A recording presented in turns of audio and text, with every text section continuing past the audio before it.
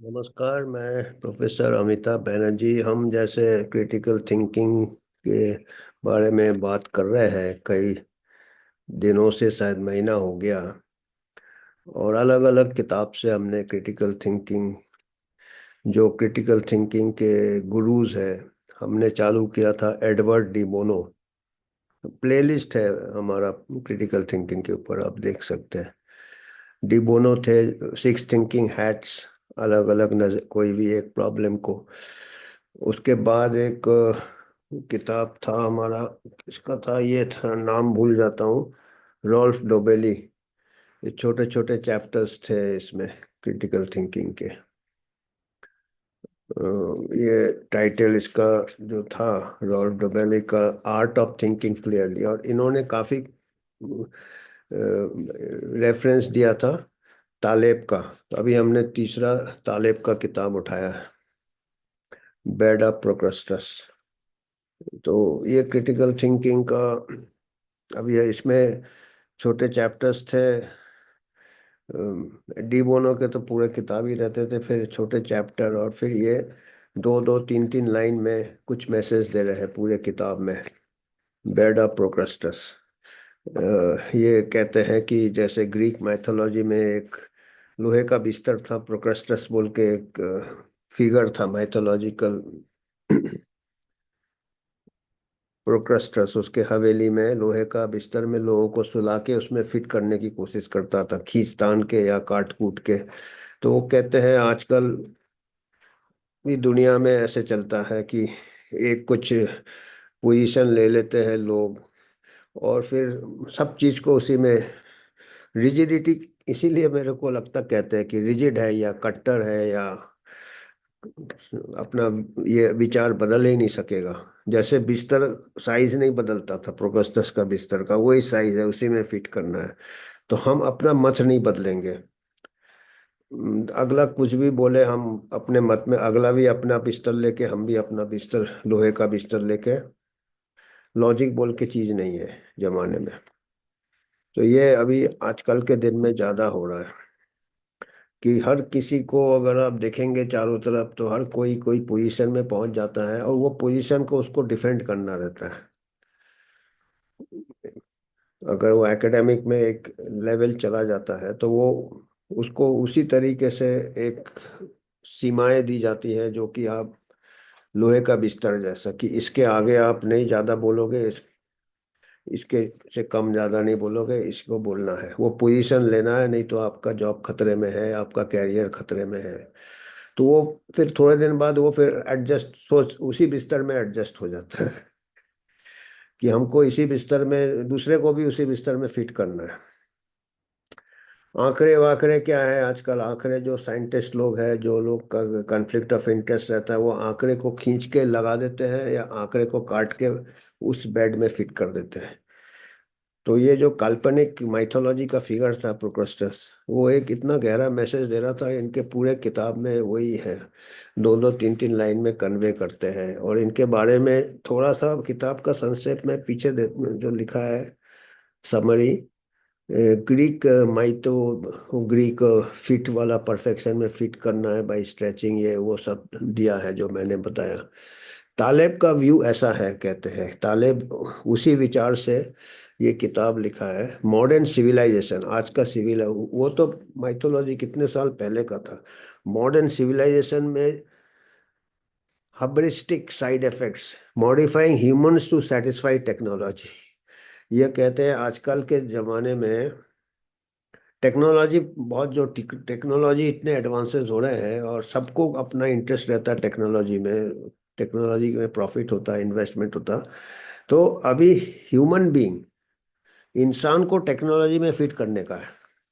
जैसे प्रोक्रेस्टस ने बिस्तर को उसमें फिट किया था, आदमियों को फिट करता था खींच के या काट के, आजकल इंसानों को टेक्नोलॉजी के अंदर ढकेला जाता है।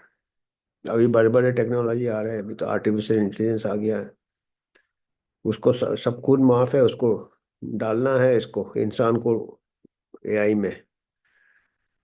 देखिए, modifying humans to satisfy technology, आप बेशक ह्यूमन बीइंग को मॉडिफाई कर दो, बट टेक्नोलॉजी आपका बढ़ना चाहिए आगे।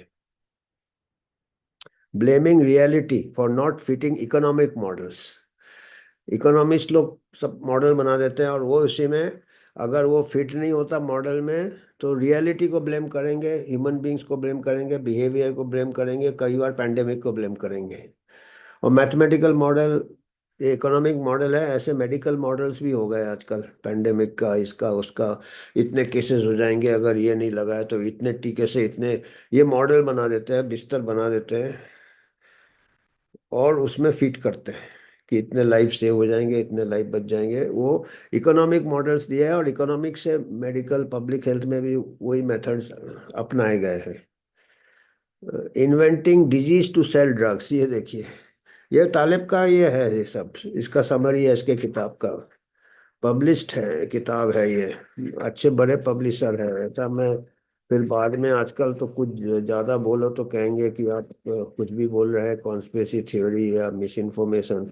पर ये किताब 2010 में लिखा था, तब का किताब है। और ये इसके जो पब्लिशर है किताब के, काफ़ी बड़े पब्लिशर है ये, published in the penguin, penguin random house, penguin books का है ये कोई।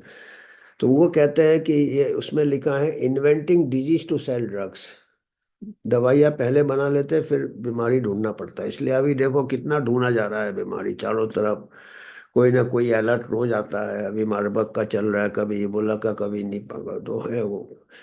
करना चाहिए डिजीज, ऐसा नहीं मैं कर रहा कि डिजीज से, पर इतना ज़्यादा ये दिया जाता है। डिफाइनिंग इंटेलिजेंस, इंटेलिजेंस को कैसे डिफाइन करते हैं आजकल के ज़माने में, आजकल का सिविलाइजेशन में, तालिब कहते हैं what can be tested in a classroom.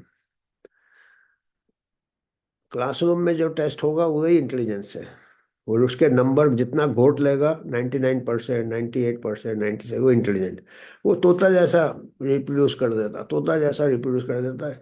खुद का थिंकिंग नहीं टेस्ट हो रहा उसका, इंटेलिजेंस तो थिंकिंग होता ना, क्रिटिकल थिंकिंग। इसीलिए मैं क्रिटिकल थिंकिंग का बारे में बात करता हूँ कि अब मैं तो बड़े बड़े में देखता हूँ एक्सपर्ट्स जो है, वर्ल्ड लेवल के एक्सपर्ट्स ऐसे बात करते मेरे से, अरे तुम एविडेंस नहीं देख रहे हो। अरे जब मैं एविडेंस दिखाता हूँ वो एविडेंस नहीं समझ आता है उनको, आंकड़े दिखाता हूँ नहीं समझ आता, नहीं ये तो इसने बोला, WHO ने बोला, वर्ल्ड एविडेंस है। भाई एविडेंस दिखाओ ना भाई हमको, वो नहीं, ना वो दिखाना आता है ना देखना आता है उनको एविडेंस।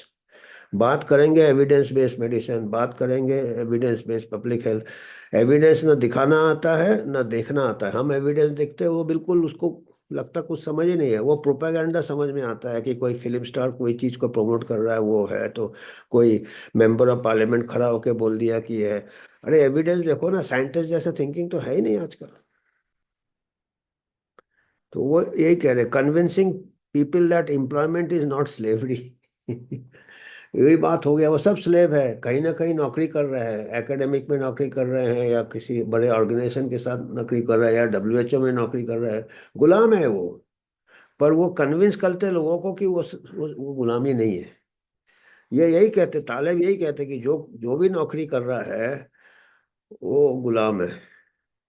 पर जो लोग नौकरी करते हैं वो लोगों को कन्विंस करते हैं कि वो गुलाम नहीं है।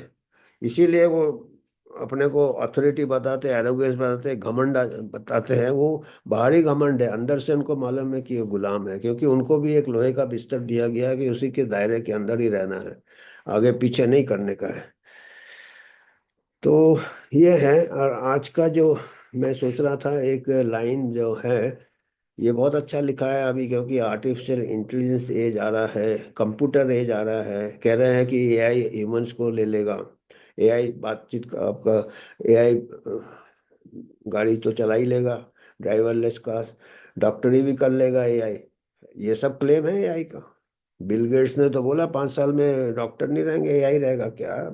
उसके आगे पीछे तो सब डांस करते ही है, डॉक्टर सबसे ज्यादा डांस करते हैं।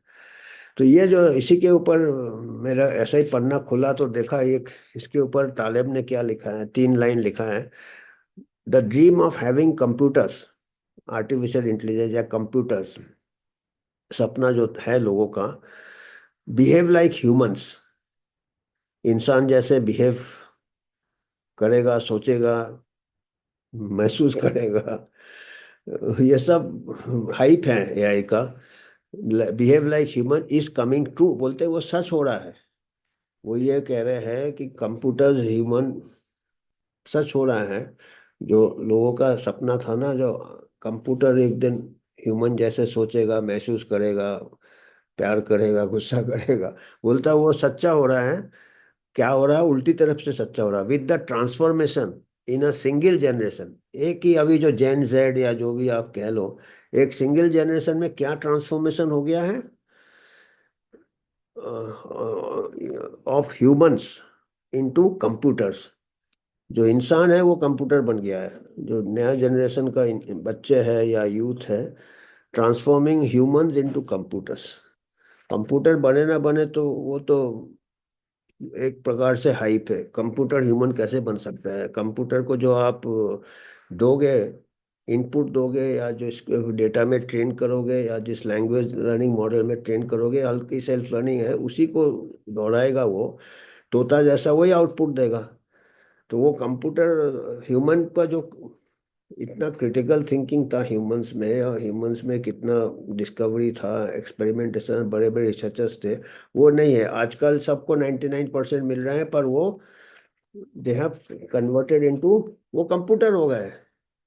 क्योंकि आप कंप्यूटर्स को जैसे प्रोग्रामिंग करते हैं, वही चीज बार बार बार बार आप कोचिंग क्लास से लेके, स्कूल से लेके, तोते जैसे तोते जैसे तोते जैसे, और फिर अथॉरिटी अथॉरिटी गाइडलाइन, ये वो, आप खुद तो कुछ सोच ही नहीं सकते, बाकी सबको तो आयरन बेड में डाल दिया। तो अभी जितने ह्यूमन बींग्स हैं वो कंप्यूटर हो गए। कंप्यूटर अपनी जगह है।